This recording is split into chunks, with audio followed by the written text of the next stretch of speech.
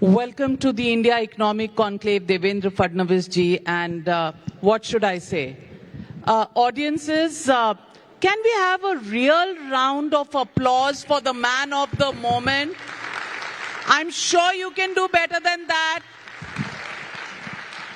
The numbers that he's got on the board, well, he's done a Virat Kohli. Devendra Fadnavis ji, congratulations and what a stupendous victory. Thank you so much. आपके comments बहुत viral हो रहे हैं. मैं समुंदर हूँ, लौट के आऊंगा और सबको धो डालूंगा, ये उसमें नहीं लिखा था. अब आपने वो भी कर दिया. 132 out of 145 that you contested, that's a 90% performance. Fadnavis ji, my first question to you is, did you expect this when you were in the war room preparing for elections? देखिए, हम लोगों को ये लगता था कि हम चुनकर आ रहे हैं. चुनाव जैसे आगे बढ़ा तो ये लग रहा था कि अच्छी जीत मिल रही है. उसके थोड़ा आगे बढ़े तो जब ये देखा कि 5% इंक्रीज हुआ है तो ऐसा भी लगा कि लैंडस्लाइड की ओर जा रहे हैं. लेकिन छप्पर फाड़ के मिल रहा है, ऐसा कभी लगा नहीं.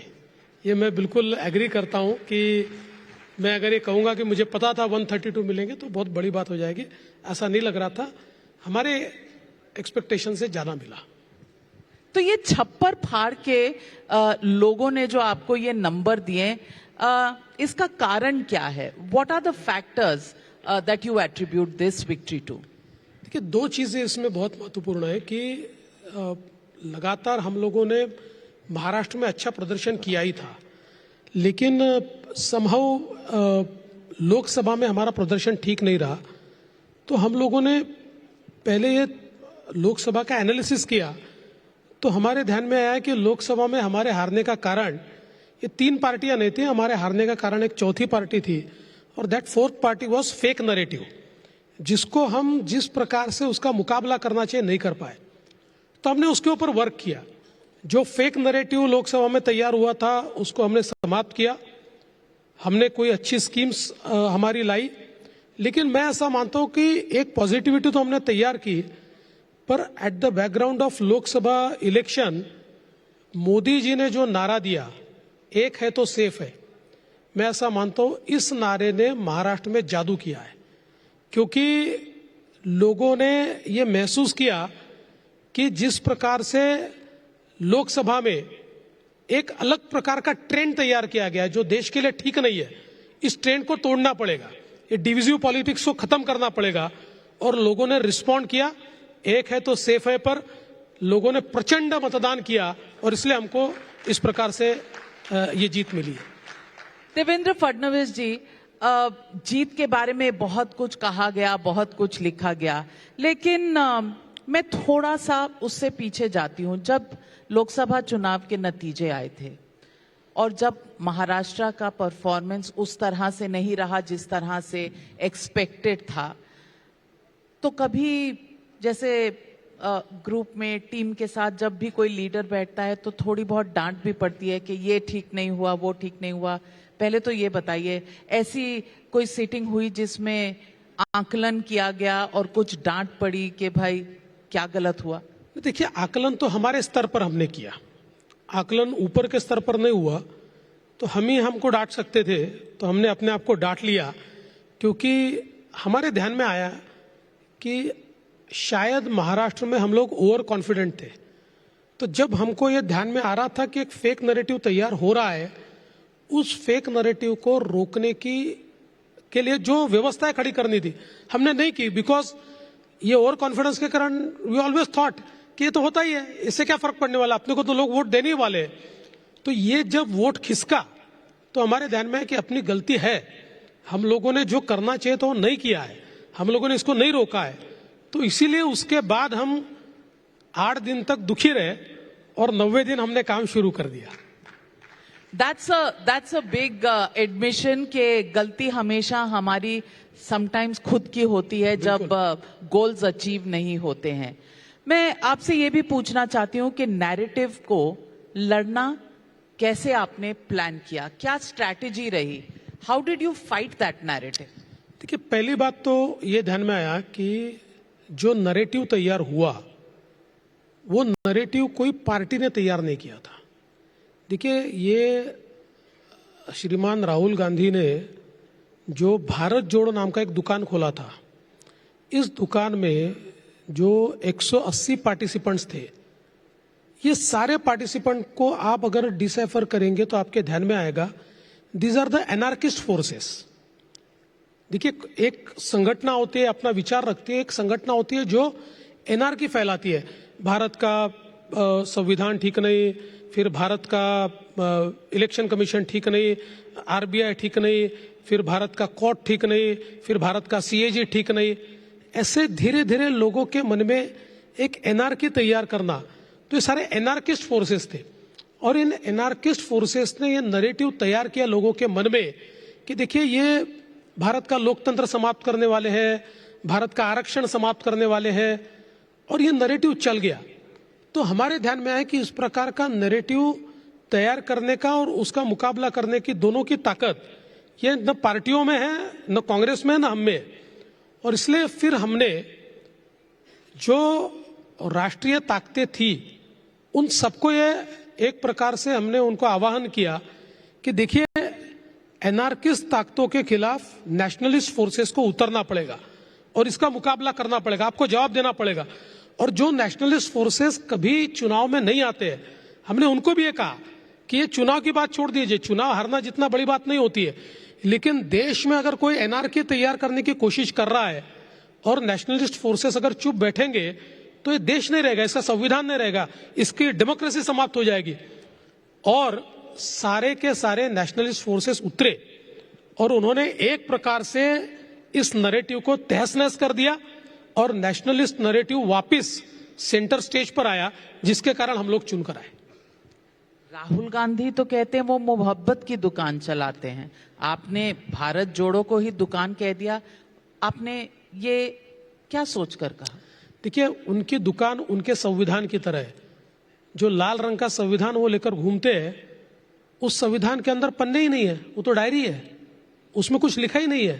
ये तो ध्यान में आ गया, उन्होंने संविधान बचाओ रैली रखी और गलती से संविधान भूल गए और मीडिया के हाथ में आ गया, तो अंदर तो कोरे पन्ने थे, आपने भी दिखाया। तो इसलिए जितना उनका संविधान कोरा है, उतनी उनकी मोहब्बत की दुकान भी खाली है, उसमें कुछ नहीं है उनकी मोहब्बत की दुकान में। मैं ऐसा मानता हूं कि अनफॉर्चुनेटली, मैं राहुल गांधी को दोष नहीं देना चाहता, बट एनार्किस्ट फोर्सेस के केंद्र बिंदु आज राहुल गांधी बने।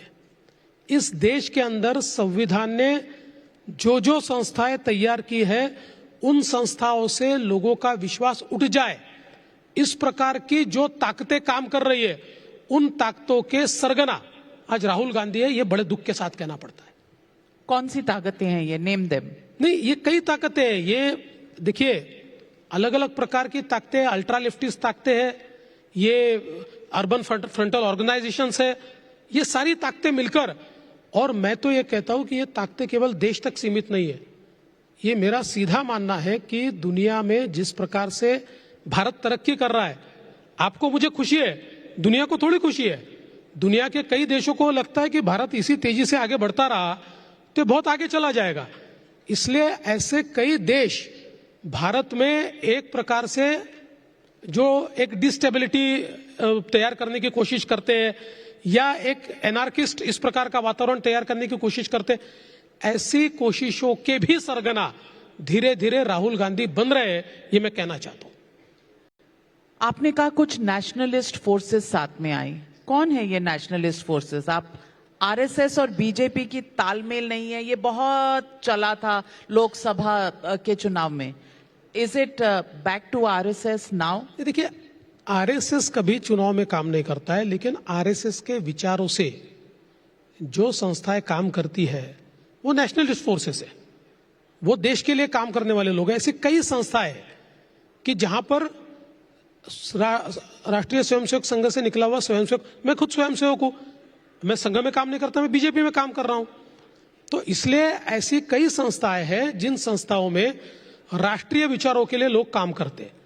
ऐसी संस्थाओं को हमने कहा आप चुनाव में काम मत कीजिए, लेकिन इस देश में एनआरकी न तैयार हो, ये आपका भी काम है, आप इसमें उतरिए। और उन्होंने उतरकर एनआरकी को रोकने का काम किया है। तो आपके कहने का मतलब कि बीजेपी के अलावा इस देश में बाकी जितनी पॉलिटिकल पार्टीज हैं वो अनार्किस्ट हैं, अनार्किस्ट थॉट्स की हैं? नहीं, बिल्कुल मेरा ऐसा मानना नहीं है। और कांग्रेस इतनी अनार्किस्ट नहीं थी। ये लगातार की हार ने कांग्रेस में ऐसे फोर्सेस को एंट्री मिल गई जिनके विचार अल्ट्रा लेफ्टिस्ट है। देखिए, मैं नाम नहीं लेना चाहूंगा, लेकिन अगर आप राहुल जी की टीम देखेंगे या उनकी कोर टीम देखेंगे, उनके सोचने की पद्धति देखेंगे, ये अल्ट्रा लेफ्टिस्ट पद्धति है। और ये जो संविधान लेकर चलने की जो बात है, एक लैटिन अमेरिकन देश है, इस देश में इसी प्रकार से एक वहां का लीडर ऑफ अपोजिशन संविधान लेकर चलता था और उसने वहां पर क्रांति लाने की कोशिश की। ये उसका रेप्लिकेशन करने की कोशिश कर रहे हैं। ये भारत में नहीं हो सकता। भारत के नस नस में डेमोक्रेसी है। We are democratic by birth, by blood. इसलिए भारत ये डेमोक्रेटिक था, है और रहेगा।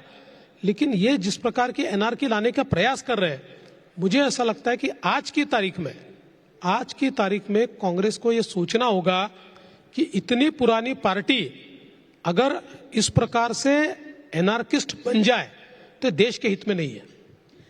देवेंद्र फडणवीस जी, जो चुनाव के दौरान हमने देखा, रिजल्ट में अगर हम देखें तो कांग्रेस 16 सीटें जीती 101 में से। जो शरद पवार की एनसीपी है वो 10 जीती 86 में से। उद्धव सेना 20 आउट ऑफ 95। इस तरह के कॉन्टेस्ट, इस तरह के रिजल्ट्स बहुत कम देखने को मिलते हैं। और जिस तरह से एकनाथ शिंदे जी और अजीत पवार जी की पार्टीज ने भी परफॉर्म किया, अपने ओरिजिनल पार्टीज को बिल्कुल ध्वस्त कर दिया। ये आपने एक्सपेक्ट किया था? देखिए, इसको बहुत सिंपल शब्दों में अगर हम बताना चाहे तो अगर आप लोकसभा को देखेंगे तो लोकसभा में शरद पवार जी की पार्टी, उद्धव ठाकरे जी की पार्टी और कांग्रेस, इन्होंने पीक कर लिया। It was there peak. और पीक में भी उनमें और हम में डिफरेंस कितना था? 0.3% का। वो थे 43.9%, हम थे 43.6%। तो सीधे हिसाब है कि जब 5% वोटिंग बढ़ा तो उनका तो बढ़ा नहीं है, क्योंकि उन्होंने तो पीक कर लिया था। उन्होंने तो सब तरीके से डिविजिव पॉलिटिक्स करते हुए, अपीजमेंट की पॉलिटिक्स करते हुए और फेक नैरेटिव करते हुए दे अचीव्ड देयर बेस्ट। तो ये जो बचा हुआ आया, ये तो उसका रिएक्शन था जो हमारे लिए आया था। जब लोगों को लगा कि नहीं, ये तो मोदी जी के साथ गलत हुआ, तो ये 5% का जो वोट सर्ज है, ये पूरा का पूरा समझ लीजिए, या करीब करीब पूरा, ये हमारे साइड आया। अब महाराष्ट्र जैसे राज्य में 5% अगर वोट बढ़ता है तो ये छप्पर फाड़ के ही देता है, इससे नीचे दे ही नहीं सकता। जहां देखिए 0.3% से उनको 31 जगह मिली और हमको 17 जगह मिली। अब तो 13% का डिफरेंस है हमें, 13%। So I want to ask you, आप कह रहे हैं डिवाइसिव पॉलिटिक्स उन्होंने किया, लेकिन बहुत लोगों का कहना है कि आपने भी कोई कमी नहीं छोड़ी। बटेंगे कटेंगे चला, वोट जिहाद चला, धर्म युद्ध चला, फिर बाद में एक है तो सेफ हैं आया। मैं पूछना चाहती हूं, क्या ये अब आने वाले दौर में पॉलिटिक्स, इलेक्शंस ऐसे ही हुआ करेंगे? देखिए, इसको अगर हम एंटायरिटी में देखेंगे तो हमारे ध्यान में आएगा कि ये सारी चीजें क्यों आई। ये कोई हमने लाई नहीं थी। हमने वोटों का धर्मयुद्ध लाया नहीं था।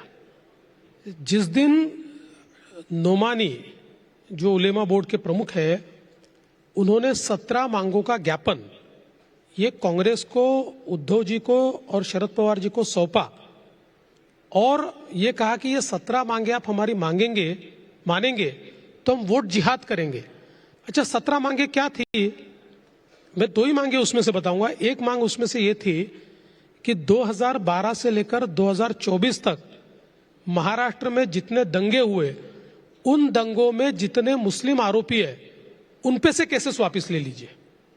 दूसरा उनका मानना था कि आरएसएस के ऊपर प्रतिबंध लगाइए। ऐसी 17 मांगे थी और इन 3 पार्टियों ने उनको राइटिंग में दे दिया कि आपकी मांगे हमको मंजूर है या हम आपकी मांगों पर विचार कर रहे हैं। और उसके बाद नोमानी ने एक वीडियो रिलीज किया जिसके अंदर उन्होंने कहा कि वोट जिहाद कीजिए और उससे आगे बढ़कर उन्होंने कहा कि लोकसभा के समय कुछ हमारे अकलियतियों के माइनॉरिटीज के लोगों ने, अकलियत के लोगों ने बीजेपी को वोट दिया, ऐसे लोगों को ढूंढ ढूंढकर सोशली बायकॉट कीजिए।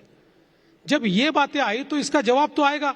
अगर वोट जिहाद पर कोई वोट मांगेगा और हम हाथ पर हाथ धरे बैठेंगे तो ऐसा नहीं होगा।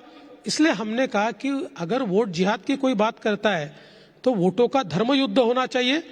और धर्म युद्ध एक पॉजिटिव टर्म है। आपको मालूम है हमारे संस्कृति में धर्म युद्ध का अर्थ होता है जहां सत्य होता है वहां विजय होता है। तो हमने वो बात कही और हमारे प्रधानमंत्री जी ने ये मंत्र दिया कि ये सोसाइटी को डिवाइड करके जीतना चाहते हैं, हम एक है तो सेफ है, और इस मंत्र ने काम किया। लातूर में 103 किसानों को वक्फ बोर्ड से नोटिस आया है और कहा है कि जो जमीन वो 106 साल से उनके और उनके परिवारों के पास थी, अब वो वक्फ की प्रॉपर्टी है। इस पर सरकार क्या करेगी? देखिए, इस प्रकार से किया नहीं जा सकता। मैं ये कहता हूं कि सुप्रीम कोर्ट ने जो निर्णय, अंतिम निर्णय जो वक्फ के ऊपर दिया हुआ है, उसमें बहुत साफ शब्दों में कौन सी प्रॉपर्टी वक्फ को बिलोंग कर सकती है इसको डिफाइन किया है। और मुझे लगता है कि जिस समय कांग्रेस की सरकार ने वक्फ का जो बिल तैयार किया, एक प्रकार से ये पूरा बिल ये हमारे मौलिक अधिकारों का हनन करने वाला है। क्योंकि मौलिक अधिकारों में हमारा अधिकार है कि संपत्ति जो हमारी होती है उस संपत्ति को रखने का अधिकार हमारा है। कोई भी उठाकर हमारी संपत्ति अपने नाम से कर दे और हमको कोर्ट में जाने का भी अधिकार नहीं है। इसमें कोई प्रोविजन नहीं है। आपको कोर्ट में जो जाना पड़ता है, रिट में जाना पड़ता है। तो इसलिए इस प्रकार का जो कानून है ये गलत है। मैं ऐसा कहता हूं ये एंटी कॉन्स्टिट्यूशनल कानून है। इसमें कॉन्स्टिट्यूशन को ताक पर रखकर यह कानून तैयार किया गया है और इसलिए बार बार सुप्रीम कोर्ट ने इसके ऊपर निर्णय दिए।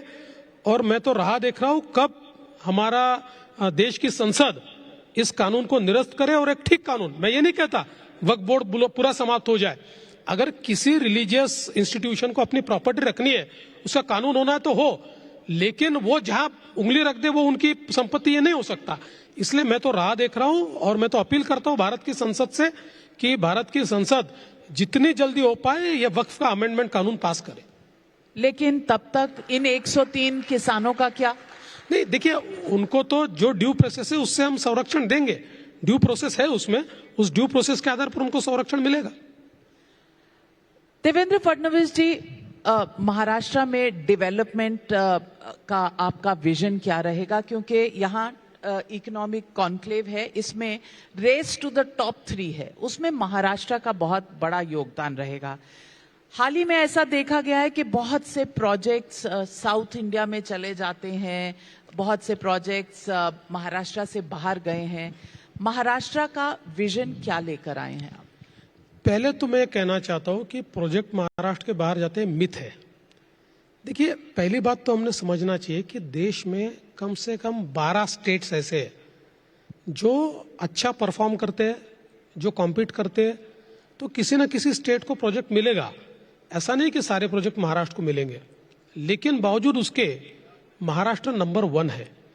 आप देखिए, आज अगर हम लोग एफडीआई की बात करें तो अभी फर्स्ट क्वार्टर जब आया था तो एफडीआई में, देश में जितना एफडीआई आया उसका 52% एफडीआई महाराष्ट्र में आया है।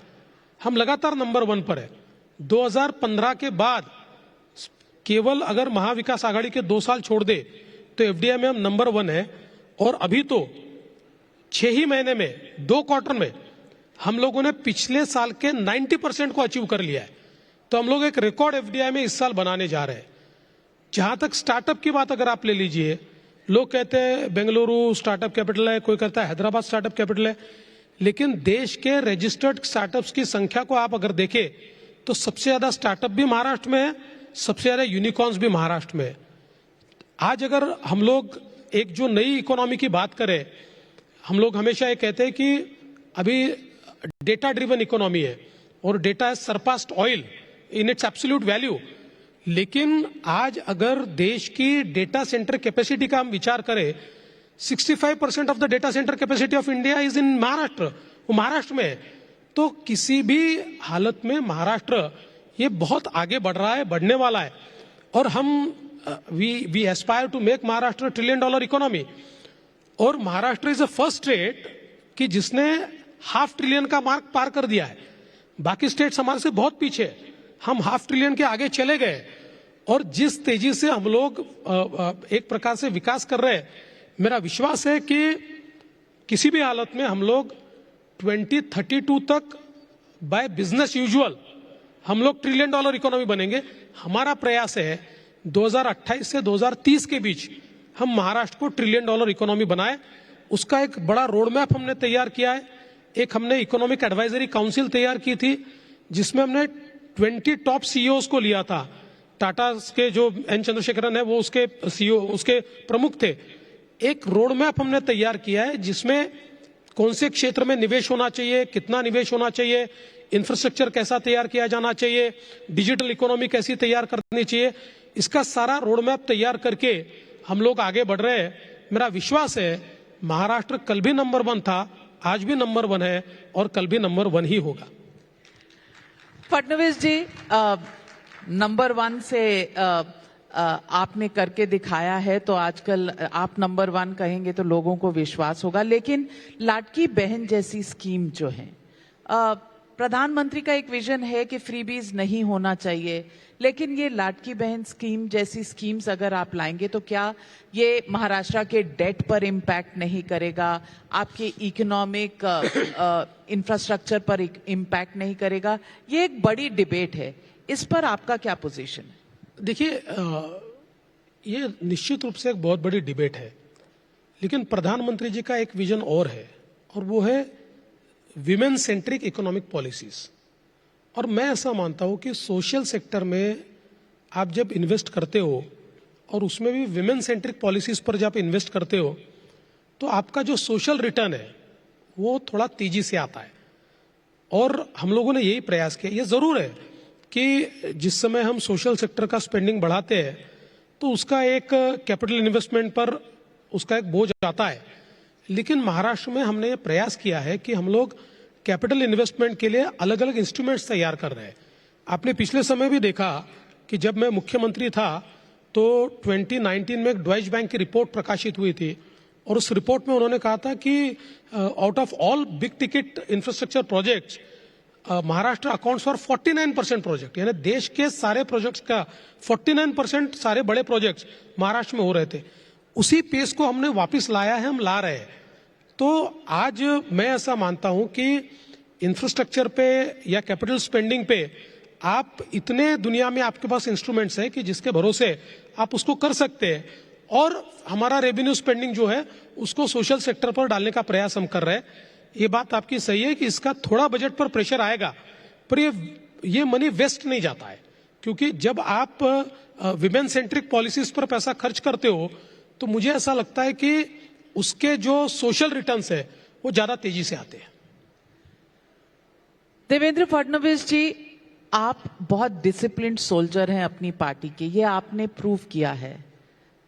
अब आप 3rd टाइम चीफ मिनिस्टर हैं, पर एक दौर आया था जब आपने चीफ मिनिस्टर होने के बावजूद डेप्यूटी चीफ मिनिस्टर का पोजीशन लिया था।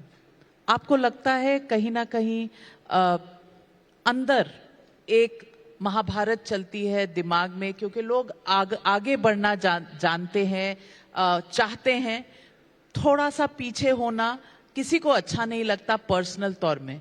आपने कैसे समझौता किया इस डिसीजन?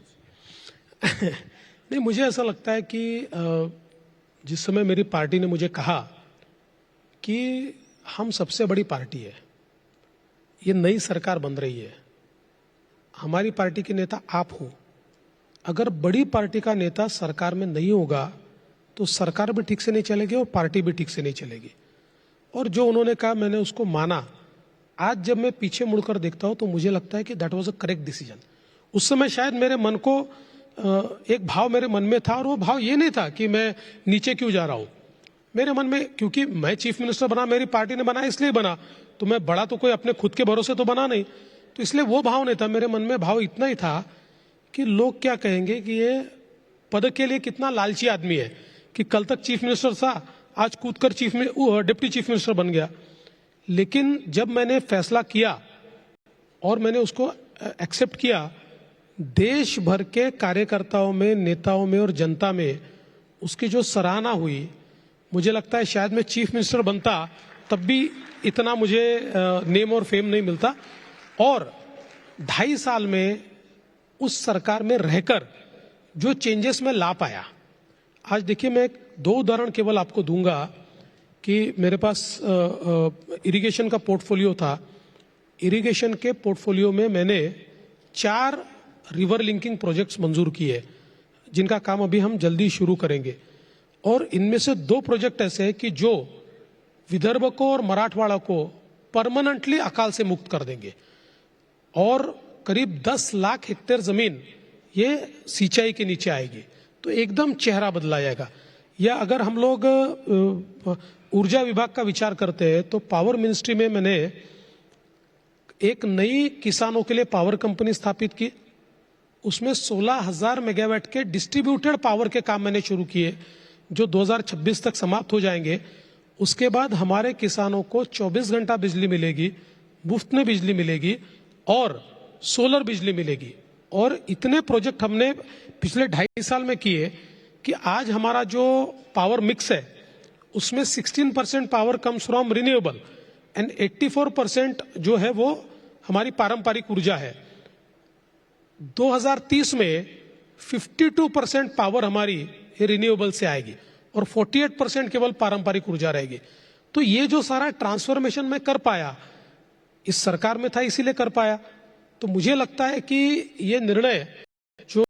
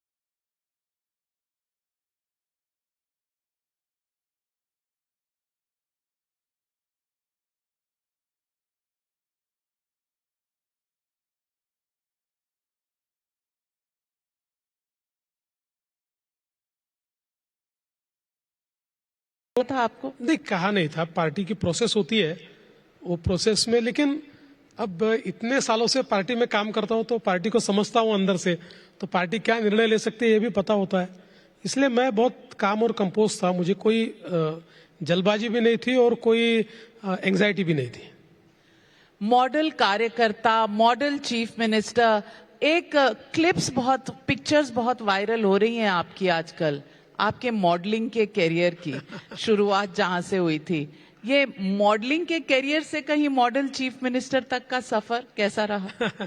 नहीं, मैंने करियर वगैरह नहीं, लेकिन मजाक मजाक में कर दिया था। मॉडलिंग मेरा दोस्त है, बहुत अच्छा फोटोग्राफर भी है और मॉडलिंग का काम सारा वो करता है। तो उस समय मैं एक्चुअली एमएलए था, एक चुनाव हमारा हो गया था और काउंटिंग को उस समय टाइम लगता था। तो बैठा था उसके यहाँ, तो उसने कहा यार तेरे कुछ फोटो निकालने हैं। मुझे बताया नहीं उसने कि वो पोर्टफोलियो तैयार कर रहा है। और फोटो वोटो निकाले, कपड़े वपड़े अलग अलग प्रकार के पहना के इतने फोटो निकाले, मैंने भी टाइम था तो निकाल लिए। और फिर 3-4 दिन बाद उसने कहा कि अब मैं तेरा ये सारा मॉडलिंग के लिए यूज करने वाला हूँ, मैंने ट्रिक किया है तेरे को, मैंने बताया नहीं, एक ब्रांड के लिए मैंने सारा किया है। और उसके बाद फिर हो गई वो मॉडलिंग। लेकिन उसमें मजे की बात ये हुई, चूंकि एक एमएलए मॉडलिंग कर रहा था तो नेशनल न्यूज बन गई। तो नेशनल न्यूज बन गई तो अटल जी ने देख लिए। तो उस समय अप्पा गटाटे हुआ करते थे, अटल जी के मित्र थे। तो उन्होंने अप्पा गटाटे को कहा, अरे इसको बुलाओ, तुम्हारा नागपुर वाला है।